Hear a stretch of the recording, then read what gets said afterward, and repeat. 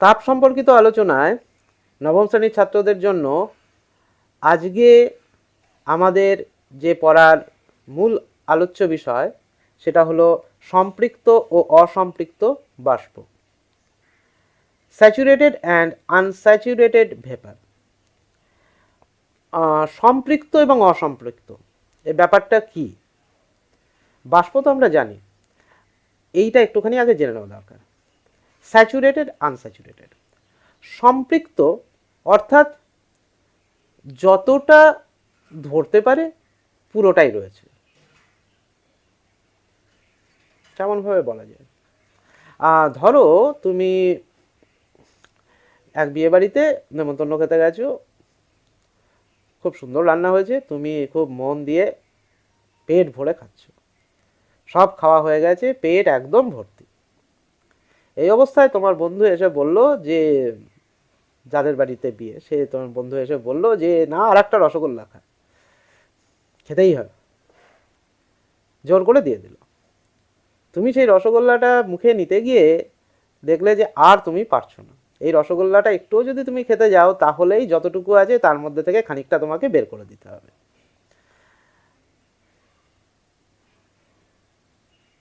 আমরা বলতে পারি তখন তোমার পেটটা হচ্ছে সম্পূর্ণ ভর্তি, আর খাওয়ার জায়গা নেই। আর যখন তুমি খাওয়া শুরু করেছিলে বা খাওয়ার মাঝপথে ছিলে, তখন তোমার পেটের যা কন্ডিশন ছিল সেটা ছিল অসম্পূর্ণ, অর্থাৎ যেখানে আরো জিনিসপত্র ধরতে পারে।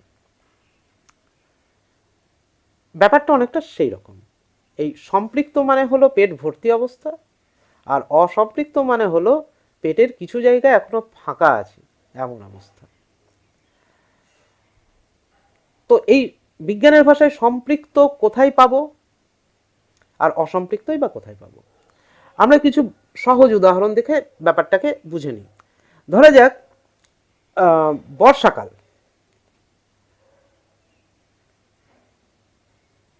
তো বৃষ্টি হচ্ছে না, সেই সময় বৃষ্টিটা হচ্ছে না, কিন্তু তবুও দেখবে যে যদি জামা কাপড় তুমি মেলে রাখো, সেই জামা কাপড় কিন্তু সহজে শুকোতে চাইছে না। একদম গরমকালে যেমন শুকায় তখনকার মতন শুকোচ্ছে না, একটু দেরি হচ্ছে। কারণ কি না, কারণ হচ্ছে জামা কাপড় শুকায় কি করে সেইটাকে একটু বুঝে নিই, তাহলেই বুঝতে পারবো। ভিজে জামা কাপড়ের মধ্যে জল জমে থাকছে, আর এই জলটা বাষ্প আকারে বাইরে বেরোয়। এর জন্য 100 ডিগ্রি সেলসিয়াস তাপমাত্রা লাগে না, তার কম তাপমাত্রাতেই বাষ্প আকারে জলটা বাইরে বেরিয়ে যায়। এটাকে আমরা বলি বাষ্পায়ন। এর ফলে বস্তুটা, যে বস্তুর থেকে জল বেরিয়ে যাচ্ছে সেটা শীতল হয়, আর সেখান থেকে তাপ নিয়ে বাষ্প হয়ে বেরিয়ে যায়। এখন বাতাসে যদি জলীয় বাষ্পের পরিমাণ বেশি থাকে, তাহলে বাতাস চাইবে কি? বাতাস আর খেতে পারছে না, অর্থাৎ সে আর জলীয় বাষ্প নিতে চাইবে না। ফলে এই কাপড় জামার গায়ে যে জলগুলো লেগে আছে, জলকণাগুলো আছে, তারা বাষ্প হতে চাইলেও তারা বাষ্প হতে পারবে না, কারণ বাতাস তাদের অ্যাকসেপ্ট করতে চাইছে না। শীতকালে একই রকম তাপমাত্রাতে তুমি দেখবে যে জামা কাপড় কিন্তু তাড়াতাড়ি শুকিয়ে যাচ্ছে, তার কারণ বাতাসে জলীয় বাষ্পের পরিমাণ অনেক কম, ফলে বাতাস জলীয় বাষ্প চাইছে। যে কারণে শীতকালে আমরা বলি আবহাওয়া শুষ্ক, ড্রাই, যে কারণে আমাদের অনেক সময় চামড়া মানে আমাদের যে স্কিন সেটাকে ঠিক রাখতে গেলে ময়েশ্চারাইজার লাগাতে হয়। ময়েশ্চারাইজার আর কিছুই না, আর্দ্রতা বাড়ায় স্কিনের, না হলে ঠোঁট ফেটে যায়, গায়ের চামড়া ফেটে যায়, এই ঘটনাগুলো ঘটে। অর্থাৎ জলীয় বাষ্প আমাদের শরীর থেকে, ত্বক থেকে বেরোনোর সময় এই ঘটনাটা ঘটে। শীতকালে তাই আমাদের ঘামও হয় না, বর্ষাকালে কিন্তু তুলনায় ঘাম হয়। ঘাম হচ্ছে গায়ে জমে থাকছে, শীতকালে ঘামটা আমরা বুঝতেই পারি না, তার কারণ হচ্ছে যে জলীয় বাষ্পের পরিমাণ এত কম যে ঘাম হতে হতে বাইরে চলে যায়। এটা তুমি অন্য জায়গাতেও পাবে, যেমন তুমি যদি রাজস্থানে বেড়াতে যাও, সেখানেও ঘটনাটা এমনই হবে যে গরম প্রচণ্ড লাগছে কিন্তু ঘাম হচ্ছে না, তার কারণ জলীয় বাষ্প শরীরে তৈরি হতে হতেই সেটা বাতাসে মিশে যাচ্ছে, বাতাসে জলীয় বাষ্পের এত অভাব। অর্থাৎ অসম্পৃক্ত বাষ্প, অসম্পৃক্ত অবস্থা থাকার ফলে সম্পূর্ণভাবে জলীয় বাষ্পটা বাইরে নিয়ে নিচ্ছে, ফলে শরীরে সেটা জমছে না। আর সমুদ্রের আশেপাশের অঞ্চলে তুমি যাও, সেখানে দেখবে ভ্যাপসা লাগবে, তার কারণ সেখানে জলীয় বাষ্পের পরিমাণ অনেক বেশি। তাই মোট কথা এটাই বলতে পারি যে বাতাস যতটা জলীয় বাষ্প ধারণ করতে পারে, সর্বোচ্চ পরিমাণে যতটা জলীয় বাষ্প ধারণ করতে পারে, সেটাই হলো সম্পৃক্ত অবস্থা। আর যদি তার থেকে কম থাকে তার মধ্যে, সেটা হলো অসম্পৃক্ত অবস্থা। এবার বৃষ্টি হওয়ার সময় কি হয় না, বৃষ্টি হওয়ার সময় সম্পৃক্ত অবস্থা তৈরি হয়ে যায়। যখন এ আর ধরে রাখতে পারে না জলীয় বাষ্প, তখন সেই বৃষ্টি হয়ে ঝরে পড়ে। শুধু বৃষ্টি নয়, এছাড়া আরও কিছু কিছু ঘটনাও ঘটে, যেগুলো আমরা হয়তো আজকে এখানে আমরা আলোচনা করব এই সম্পৃক্ত অসম্পৃক্ত অবস্থায়। তাহলে মোট কথা যেটা দাঁড়ালো সেটা হচ্ছে, অসম্পৃক্ত অবস্থায় যদি বাতাস থাকে জলীয় বাষ্পের ক্ষেত্রে, অর্থাৎ আর্দ্রতা, যে কথাটা আমরা টিভিতে খবরের সময় প্রায় শুনি, আপেক্ষিক আর্দ্রতা। আপেক্ষিক আর্দ্রতা যদি 100% হয়, তার মানে আমরা ধরেই নেব যে বাতাস আর জলীয় বাষ্প নিতে পারবে না, যতখানি নেওয়ার পুরোটাই নিয়ে নিয়েছে। আর্দ্রতা সম্পূর্ণ আর্দ্র বাতাস, 100% জলীয় বাষ্প তার মধ্যে রয়েছে। বর্ষাকালে এই ঘটনাটা ঘটে, আপেক্ষিক আর্দ্রতা 100% থাকে কখনো কখনো, তখন বৃষ্টির সম্ভাবনা খুব বেশি। আর এটাই যদি দেখা যাক যে 40%, 30%, তার মানে বোঝা যাবে যে বাতাস খুব শুষ্ক, অর্থাৎ বাতাসে জলীয় বাষ্পের পরিমাণ খুব কম। তাহলে এইভাবে আমরা আপেক্ষিক আর্দ্রতার সাহায্যেও বিষয়টাকে বলে থাকি। টরিসেলির একটা পরীক্ষার বিষয় এখানে উল্লেখ করা হয়েছে, যে টরিসেলির পরীক্ষা একটা বিজ্ঞানের খুব নামকরা পরীক্ষা, বায়ুচাপ মাপার। টরিসেলি 1 মিটার লম্বা একটা কাচের নল নিয়েছিলেন, যে নলটার এক মুখ খোলা আর একটা মুখ বন্ধ। এবার উনি যেটা করেছিলেন সেটা হচ্ছে, ওই পুরো নলটাকে, সরু নলটা পারদ দিয়ে ভর্তি করেছিলেন। পারদ মানে মার্কারি। পারদ হচ্ছে একটা ধাতু যেটা খুব ভারী এবং তরল, একমাত্র তরল ধাতু, জলের থেকে প্রায় 13.5 গুণ বেশি ভারী। তো এই তরল দিয়ে ভর্তি করা হলো, আর এরপরে নিচে একটা পাত্র রাখলেন, একটা গামলা মতন কাচের, যাতেও বেশ কিছু পারদ রাখা আছে। এবার উনি যেটা করলেন সেটা হচ্ছে যে, ওই 1 মিটার লম্বা পারদ ভর্তি যে পাইপটা রয়েছে, তার যে খোলা মুখ, সেই খোলা মুখটাকে হাত দিয়ে চেপে বন্ধ করে উনি সেটাকে, গোটা ব্যাপারটাকে উল্টো করে ওই পারদ ভর্তি পাত্রের মধ্যে মুখটা ডুবিয়ে দিলেন। তো আমাদের স্বাভাবিকভাবে কি মনে হবে? আমাদের যেটা মনে হবে সেটা হচ্ছে, যে পারদটা ওই পাইপের মধ্যে ছিল, কাচের নলের মধ্যে ছিল, সব পারদটা নিচে নেমে চলে যাবে, কারণ নিচে তো মুখটা খোলা, তাহলে নিচের জায়গাটা ভর্তি হয়ে যাবে। কিন্তু তা হলো না। যেটা হলো সেটা হচ্ছে যে, কিছুটা পারদ নেমে এলো।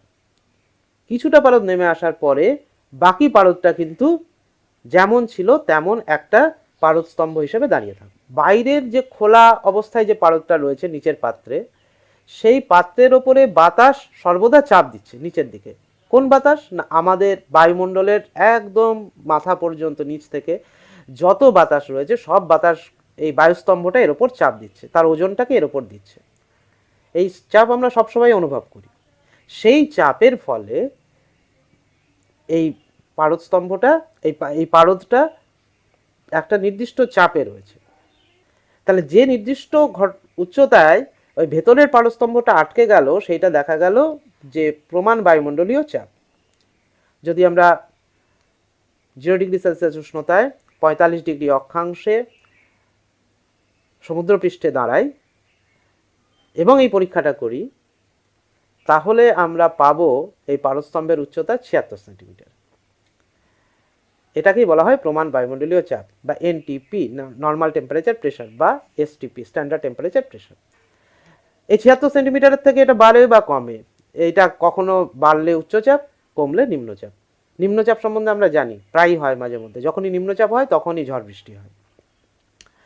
তো নিম্নচাপ হলে এই 76 সেন্টিমিটারের থেকে নেমে যাবে, আর উচ্চচাপ হলে এটা বেড়ে যাবে। উচ্চচাপ হলে কি হবে, খুব প্রবল গরম, শুকনো আবহাওয়া, এই সমস্ত ঘটনা ঘটতে পারে। আর হঠাৎ করে বেড়ে গেলে, কমে গেলে আবার নানা রকম ঝড় বৃষ্টির ব্যাপার স্যাপার আছে। তো মোট কথা এটা হচ্ছে ব্যারোমিটার যন্ত্র, যে ব্যারোমিটার যন্ত্রের সাহায্য নিয়ে আমরা সেই জায়গার একটা তাৎক্ষণিক আবহাওয়া একদম পরিষ্কারভাবে বলে দিতে পারি, যে আগামী কয়েক ঘন্টার মধ্যে এখানে কি হতে চলেছে, আবহাওয়া কেমন থাকবে। এই 76 সেন্টিমিটার যেটা বললাম সেটা কিন্তু সব জায়গায় হবে না, সেই জায়গার উচ্চতা অনুযায়ী এটা এই সাধারণ বায়ুর চাপ কিন্তু সেই জায়গায় পরিবর্তিত হবে। তো যাই হোক, যে প্রসঙ্গ নিয়ে এতক্ষণ আমরা বললাম সেটা আমাদের আলোচনার বিষয়বস্তু ছিল না, কিন্তু যেহেতু টরিসেলির কথা এলো তাই এইটুকু আমরা একটু পুরনো কথা মনে করে নিলাম। প্রশ্ন হচ্ছে, এই যে 76 সেন্টিমিটার তো পারদ নেমে এলো, তো ভেতরে তো পারদ ছাড়া অন্য কিছু ছিল না, 1 মিটার তো আমি পারদই ভর্তি করেছিলাম। তাহলে 76 সেন্টিমিটার অবধি এখন যদি পারদটা দাঁড়িয়ে থাকে, তাহলে মাথায় যে ফাঁকা জায়গাটা তৈরি হলো, এই ফাঁকা জায়গাটায় কি আছে? এই ফাঁকা জায়গাটায় যেটা আছে পরীক্ষা করে জানা গেল যে সেটা হচ্ছে পারদ বাষ্প। অর্থাৎ কিছু পরিমাণ পারদ ওই শূন্যস্থানটাকে ভরাট করার জন্য তরল থেকে বাষ্পে পরিণত হয়ে গেছে। তো এইখান থেকেই আমরা সম্পৃক্ত এবং অসম্পৃক্ত বাষ্পের কথাটা পেলাম। অর্থাৎ এইখানে এটা সম্পৃক্ত অবস্থায় রয়েছে, এর মধ্যে যতখানি পারদ বাষ্প ধরার ততখানি পারদ বাষ্পই ওর মধ্যে রয়েছে, আর নতুন করে সেখানে ধরার কিছু জায়গা নেই। এখন আমরা আর একটা কাজ করতে পারি, সেটা হচ্ছে যে একটু অন্যরকম পরীক্ষা, সেটা হলো যে একটা ড্রপারের মাধ্যমে যদি কিছু পরিমাণ জল নিয়ে আমরা ওই পারদস্তম্ভ যে পাইপে রয়েছে, যে নলে রয়েছে, সেই নলের মধ্যে যদি আমরা অল্প অল্প করে সেই জলটাকে প্রবেশ করাই, জল যেহেতু পারদের চেয়ে হালকা, তাই ওই নলের নিচে যদি আমরা ড্রপার দিয়ে জল দিই, তাহলে সেই জলটা সোজা পাইপের মধ্যে দিয়ে উপরে উঠে যাবে, ভাসবে, পারদের চেয়ে হালকা বলে। এরকম দিতে থাকলে দেখা যাবে যে এই জল দেওয়ার ফলে পারদস্তম্ভটা আরও নেমে আসবে। কিন্তু আমরা যত জল দেব ততই যে নামবে তা নয়, কিছুক্ষণ পরেই দেখা যাবে যে উপরে পারস্তম্ভের উপরিভাগটা নির্দিষ্ট উচ্চতায় গিয়ে আটকে গেল, তার উপরে খানিকটা জল জমে আছে, তার উপরের জায়গাটা ফাঁকা। ফাঁকা মানে জলীয় বাষ্প পূর্ণ। কি জলীয় বাষ্প আছে সেখানে? না, যতখানি জলীয় বাষ্প ধরতে পারে, অর্থাৎ সেটা সম্পৃক্ত। তাহলে এই সম্পৃক্ত জলীয় বাষ্প দিয়ে ওই জায়গাটা পূর্ণ হয়ে আছে, এরপরে আর জল নামছে না, পারদের উচ্চতাও আর নামছে না। তাহলে এই সম্পৃক্ত অবস্থা সম্বন্ধে একটা প্রাথমিক ধারণা আমরা পেলাম। এখন আমরা জেনে নিই যে সম্পৃক্ত বাষ্প বলতে ঠিক কি বোঝাচ্ছে। যে সম্পৃক্ত বাষ্প কাকে বলা হচ্ছে? Saturated vapour. কোনো আবদ্ধ স্থানে কোনো নির্দিষ্ট উষ্ণতায় সর্বাধিক যে পরিমাণ বাষ্প থাকতে পারে, তা ওই স্থানে থাকলে ওই বাষ্পকে সম্পৃক্ত বাষ্প বলে। সম্পৃক্ত বাষ্পের চাপকে সম্পৃক্ত বাষ্পচাপ বা স্যাচুরেটেড ভেপার প্রেসার বা এসভিপি বলে, আর সম্পৃক্ত জলীয় বাষ্পের চাপকে জলীয় টান বা অ্যাকুয়াস টেনশন বলে। তাহলে যতটা জলীয় বাষ্প থাকতে পারে বা যতটা বাষ্প থাকতে পারে সবটা যদি থাকে, তখন আমরা তাকে বলছি সম্পৃক্ত বাষ্প। আর অসম্পৃক্ত বাষ্প বা আনস্যাচুরেটেড ভেপার কি না? অসম্পৃক্ত বাষ্প হচ্ছে কোনো আবদ্ধ স্থানে কোনো নির্দিষ্ট উষ্ণতায় সর্বাধিক যে পরিমাণ বাষ্প থাকতে পারে, তার চেয়ে কম পরিমাণ বাষ্প ওই স্থানে থাকলে ওই বাষ্পকে অসম্পৃক্ত বাষ্প বলে।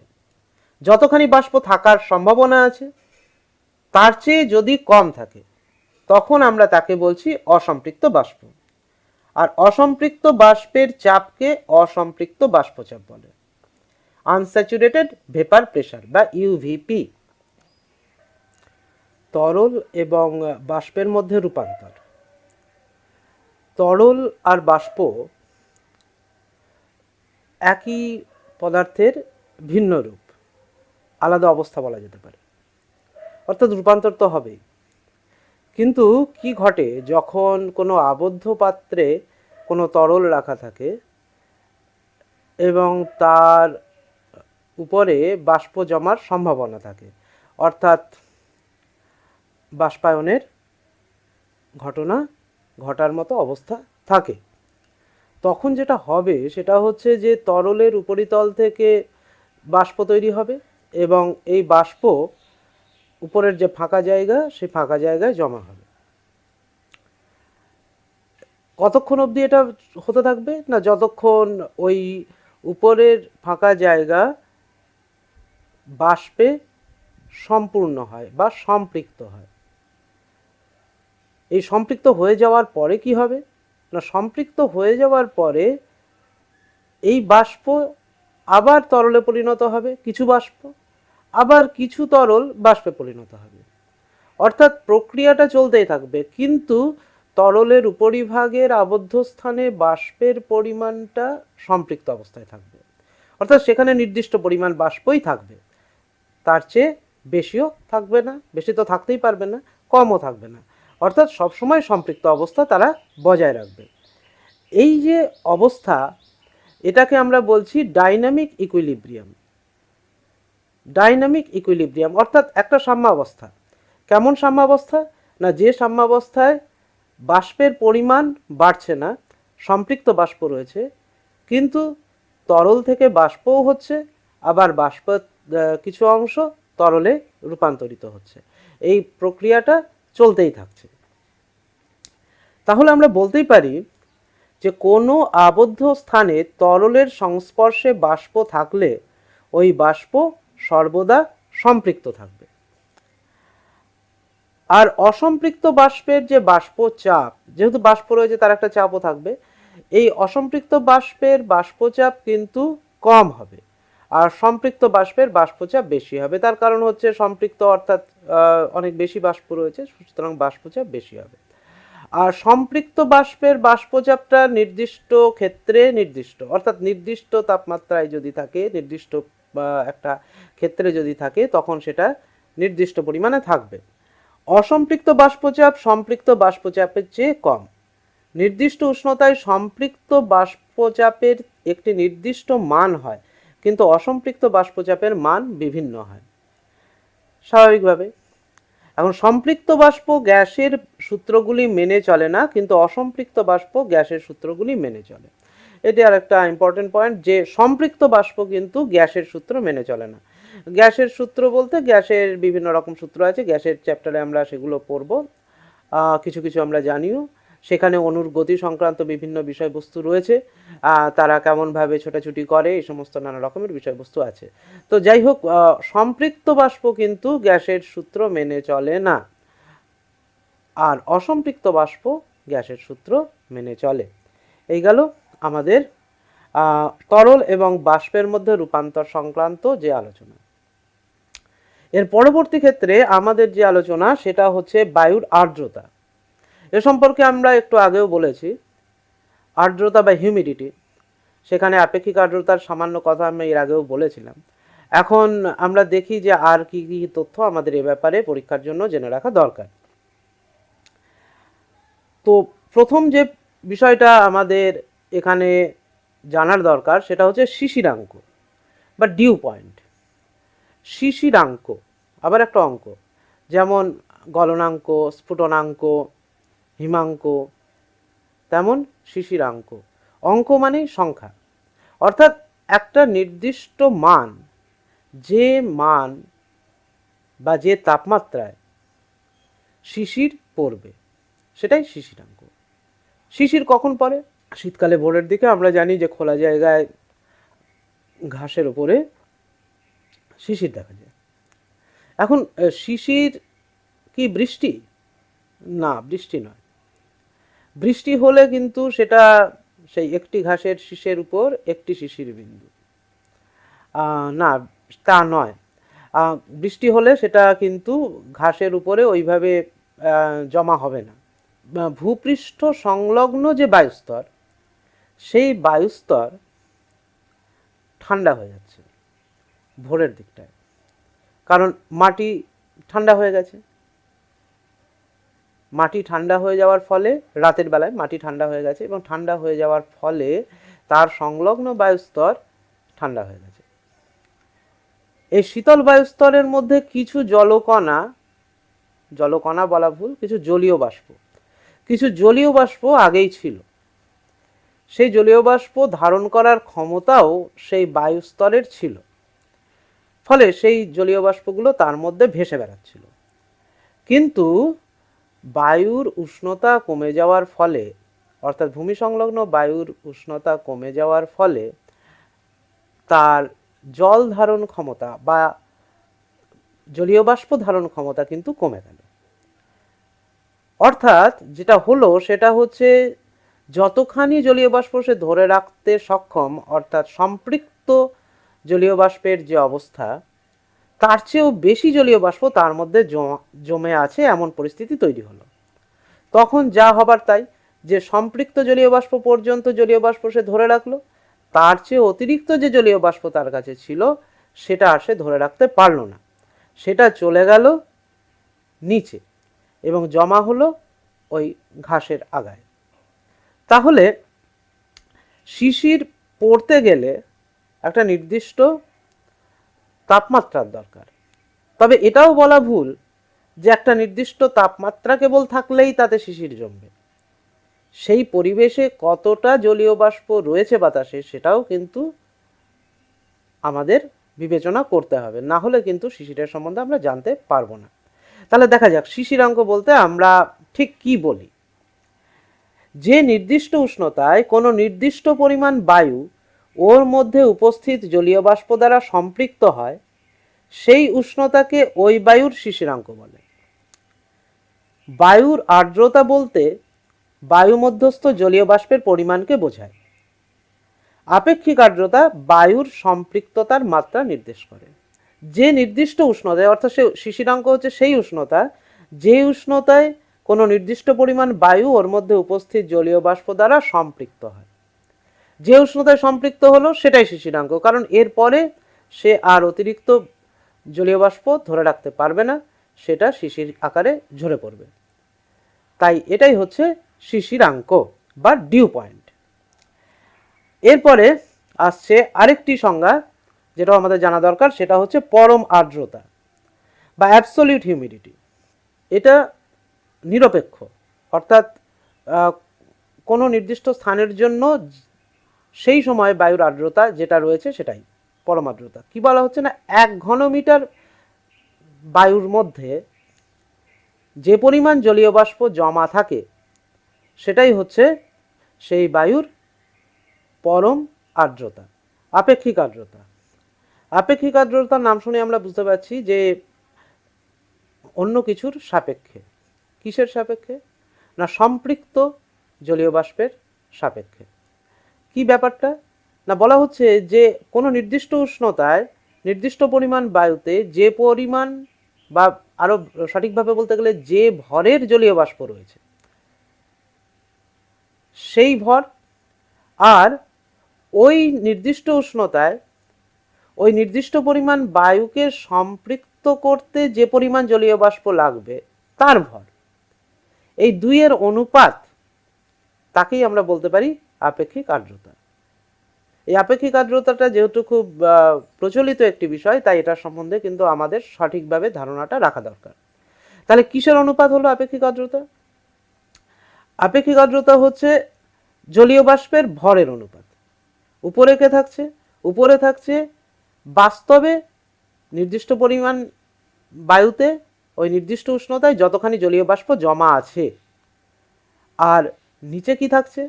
ওই নির্দিষ্ট উষ্ণতায় ওই নির্দিষ্ট ভরের বায়ুতে সম্পৃক্ত অবস্থায় থাকলে যতখানি জলীয় বাষ্প, যত ভরের জলীয় বাষ্প জমা হতে পারত, এই দুয়ের অনুপাত হচ্ছে আপেক্ষিক আর্দ্রতা। যদিও আপেক্ষিক আর্দ্রতাকে আমরা এরকম ভগ্নাংশ আকারে প্রকাশ না করে শতাংশ আকারে প্রকাশ করি, কারণ এখানে যেটা পাচ্ছি আমরা সেটা বোঝাই যাচ্ছে যে কখনোই সম্পৃক্তর চেয়ে বেশি জলীয় বাষ্প থাকতে পারবে না, তাই এই ভগ্নাংশের হর সবসময় বড় হবে এবং লব ছোট হবে, অর্থাৎ এটা প্রকৃত ভগ্নাংশ হবে, অর্থাৎ এর মান সবসময় 1-এর চেয়ে ছোট হবে এবং 0-এর চেয়ে বেশি হবে। তার কারণ হচ্ছে যে ওপরে তো কিছু না কিছু আর্দ্রতা থাকবে, কিছু না কিছু জলীয় বাষ্প তো থাকবে, 0-এর চেয়ে কম তো আর হতে পারে না। তার মানে 0-এর চেয়ে বড়, 1-এর চেয়ে ছোট একটা ভগ্নাংশ, প্রকৃত ভগ্নাংশ এখানে পাওয়ার কথা। তাই এইরকম মানটা না লিখে আমরা এটাকে সাধারণত শতাংশের আকারে প্রকাশ করি, মানে গুণ 100% করলে যেটা পাওয়া যায় সেটাই হচ্ছে আমাদের আপেক্ষিক আর্দ্রতা। তাহলে যদি কখনো বাতাসে সম্পৃক্ত জলীয় বাষ্প থাকে তখন স্বাভাবিকভাবেই উপর আর নিচের দুদিকের মানই সমান হবে, অর্থাৎ লব আর হর সমান হয়ে যাবে, ফলে আমাদের এই ভাগফল হয়ে যাবে 1, আর তাকে 100 দিয়ে গুণ করলে উত্তর আসবে আমার 100%, অর্থাৎ 100% আপেক্ষিক আর্দ্রতা, অর্থাৎ বাতাস হচ্ছে স্যাচুরেটেড, অর্থাৎ সম্পৃক্ত জলীয় বাষ্প তখন রয়েছে। শিশির কি? ওই যে বললাম প্রথমেই যে শিশির হচ্ছে শীতকালে দেখা যায়, ভোরের দিকে ঘাসের উপর দেখা যায়, চকচক করে। তো ওই নির্দিষ্ট অবস্থা তৈরি হলে, অর্থাৎ সেই রকম শিশিরাঙ্কের নিচে তাপমাত্রা নামলে আমরা শিশির পড়তে দেখব। বাতাসে জলীয় বাষ্প থাকতে হবে এবং সেই জলীয় বাষ্পটা শিশির আকারে পড়বে। তাহলে শিশির থাকছে কোথায়? না, শিশির কিন্তু পাবো আমরা মাটির উপরে, শুকনো মাটিতে নয়, গাছের পাতা, ঘাসের উপরে, এই সমস্ত জায়গাতেই শিশিরগুলো সাধারণত বেশি দেখা যায়। এখানে একটা কথা ইম্পর্টেন্ট, সেটা হচ্ছে মেঘহীন আকাশ। এটা কিন্তু একটা ঠিক যে শিশির পড়তে গেলে কিন্তু আকাশে মেঘ থাকলে শিশির পড়ার পক্ষে সেটা অনুকূল নয়। কেন? না, আকাশে মেঘ থাকলে কি হয়? না, আকাশে মেঘ থাকলে এই মেঘ পরিবেশের মানে আমাদের ভূপৃষ্ঠের যে তাপমাত্রা, সেই তাপমাত্রাটাকে বেরিয়ে যেতে বাধা দেয়, অর্থাৎ সেটা ফিরে যেতে পারে না। আর ফিরে যেতে না পারলে উত্তাপ, মাটির উত্তাপটা রয়ে যায়। আমরা জানি মেঘলা দিনে একটু বেশি ভ্যাপসা থাকে, একটু গরম থাকে। আকাশ পরিষ্কার থাকলে রাত্রে একটু ভালো ঠান্ডা পড়ে। শীতকালেও আমরা জানি যে যেদিন আকাশ একদম পরিষ্কার সেদিন খুব ভালো ঠান্ডা পড়ে। তো তার কারণ হচ্ছে যে এই বাধাটা নেই ওপরে, তার ফলে তাপমাত্রাটা বাইরে বেরিয়ে যায় তাড়াতাড়ি, এবং যার ফলে মাটি তাড়াতাড়ি ঠান্ডা হয়ে যায় এবং শিশিরাঙ্কে নেমে যেতে তাড়াতাড়ি সুবিধা হয়, ফলে শিশির পড়তে সুবিধা হয়। তাই পরিষ্কার আকাশ শিশিরের উপযোগী। শরৎকালেও প্রচুর শিশির দেখা যায় ভোরের দিকে। এরপরে আসছে কুয়াশা। তাহলে শিশির বললাম ডিউ, কুয়াশা কি? কুয়াশা হচ্ছে ফগ। কুয়াশা সম্বন্ধে আমরা পরিচিত সকালের দিকে, ভোরের দিকে বা সকালের দিকে আমরা যদি বাড়ির থেকে বেরোই, তাহলে শীতকালে আমরা দেখতে পাই যে যেন মেঘ ঘুরে বেড়াচ্ছে আমাদের সামনে দিয়ে। আমরা সামনের সামান্য দূরের জিনিস দেখতে পাচ্ছি না, কোথা দিয়ে গাড়ি যাচ্ছে বুঝতে পারছি না, রাস্তায় সবাই আলো টালো জ্বালিয়ে যাচ্ছে, ফগ ল্যাম্প জ্বালিয়ে যাচ্ছে। ফগ ল্যাম্প শব্দটাই এসেছে শিশির কুয়াশার থেকে। তো এই যে দেখতে পাচ্ছি না, তার মানে কি মেঘগুলো আকাশ থেকে নেমে চলে এলো মাটিতে? না, তা কিন্তু নয়। এখানে যেটা হলো সেটা হচ্ছে যে বাতাসের জলীয় বাষ্পের পরিমাণটা অত্যন্ত বেশি, কিন্তু শিশিরাঙ্কের চেয়ে কম থাকার ফলে সেগুলো মাটিতে ঝরে পড়েনি। ফলে সেগুলো রয়েছে, তার সঙ্গে বাতাসের ধূলিকণা আছে, সব মিলেমিশে এমন একটা ঘোলা ব্যবস্থা তৈরি করেছে যে আমরা দেখতে পাচ্ছি না সামনেটা, একটা ঘন মেঘের মতন আকার তৈরি হয়েছে। চরিত্রগতভাবে মেঘের সঙ্গে এর খুব একটা তফাৎ নেই, কিন্তু এটা মেঘ নয়। তার কারণ মেঘ থাকতে গেলে তাকে যে অবস্থায়, যে উচ্চতায় থাকতে হতো, এটা সেখানে নেই, এটা ভূপৃষ্ঠের তলে রয়েছে। তাই একে আমরা বলছি কুয়াশা। আর কুয়াশা তো ফগ বললাম, আর একটা জিনিস রয়েছে সেটা হচ্ছে মিস্ট। মিস্ট হচ্ছে কুহেলিকা। সেটা কোথায়? সেটা ব্যাপারটা একই রকম, কিন্তু এটা দেখা যায় জলের ওপর। যেহেতু জলীয় বাষ্প থাকে অনেক বেশি, ফলে এখানে আরো ঘন একটা এরকম কুয়াশার ব্যাপার তৈরি হতে থাকে, যেখানে আমরা কাছে দূরের কোনো জিনিসই প্রায় দেখতে পাই না। তো এটা হচ্ছে আমাদের কুহেলিকা বা মিস্ট।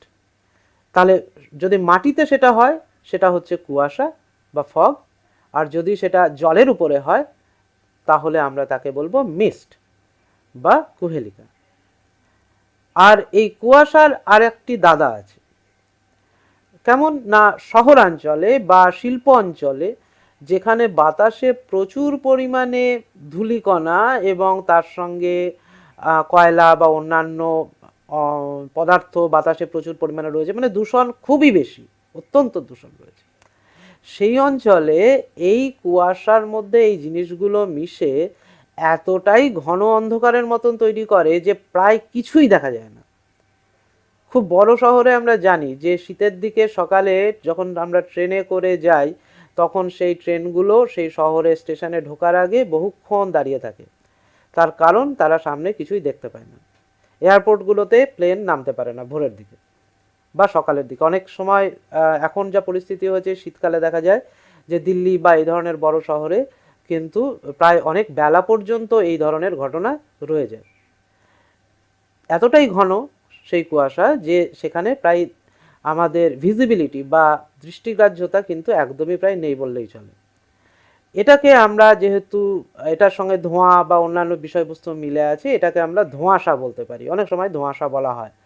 আর এই স্মোকের সঙ্গে মিলে এটাকে নাম বলা হয় অনেক সময় স্মগ। যেমন ফগ তেমনি এটাকে বলা হয় স্মগ। তাহলে এই সবই কিন্তু আর্দ্রতার সঙ্গে রিলেটেড, অর্থাৎ আমাদের বাতাসে যে জলীয় বাষ্প রয়েছে তার স্যাচুরেটেড এবং আনস্যাচুরেটেড কন্ডিশন, সেইগুলোর ওপরেই এই বিষয়বস্তুগুলো সম্পর্কিত। সম্পৃক্ত এবং অসম্পৃক্ত বাষ্প সম্পর্কে আমাদের যে আলোচনা ছিল, সেই আলোচনা আজকে এই পর্যন্তই রইল। এরপরে আমরা তাপের আরও যে বাকি অংশ আছে সেইগুলো নিয়ে অন্যদিন আলোচনা করব।